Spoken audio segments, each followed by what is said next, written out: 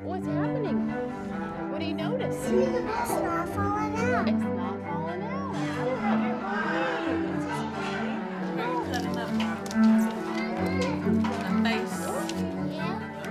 We envision a day when all of our kids, regardless of where they're born, regardless of their socioeconomic background, have access to a truly exceptional education. Not only to terrific K-12 opportunities, but to truly, what I would say are transformative opportunities even in the earlier years.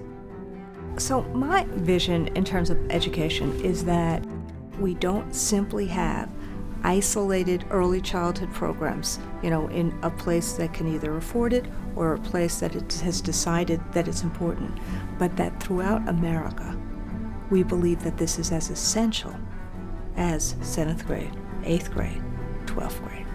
At the end of the day, we just want something that's very simple to talk about, much harder to do. We want every child, but particularly disadvantaged children, to have access to high-quality early childhood programs, high-quality pre-K programs. And if we can do that, I think we can stop talking about achievement gaps. This is about America's kids, and if we want our kids to be prepared for what's increasingly becoming a more sophisticated labor market where you need higher skills, we've got to make some investments that are going to pay off down the road. What we've learned over the past decade is that catalytic change, the kind that leapfrogs ahead, that moves things forward exponentially, even in tough fiscal times, is possible. And we know it's possible because we've done it.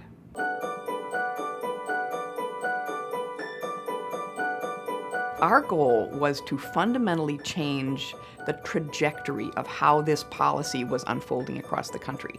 We wanted to start with changing how people thought about pre-K so that they knew it was education. We wanted to get a handful of states to put this policy in place so that we showed how to do it and that it could be done. We built this program on a very strong foundation of research. A child's mind is incredibly nimble from birth to about 5 or 6 years old.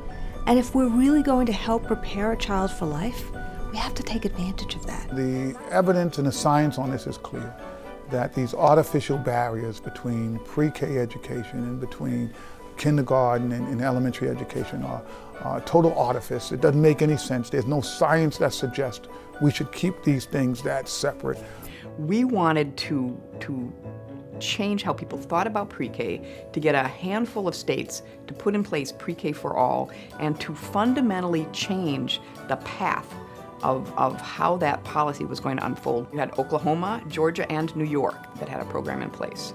So what we knew was it could be done.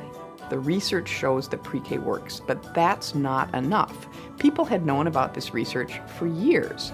What we needed to do, and what we did, was mobilize the advocates, mobilize the philanthropic community, mobilize the policy community, and convince them to take that research and convert it into good policy.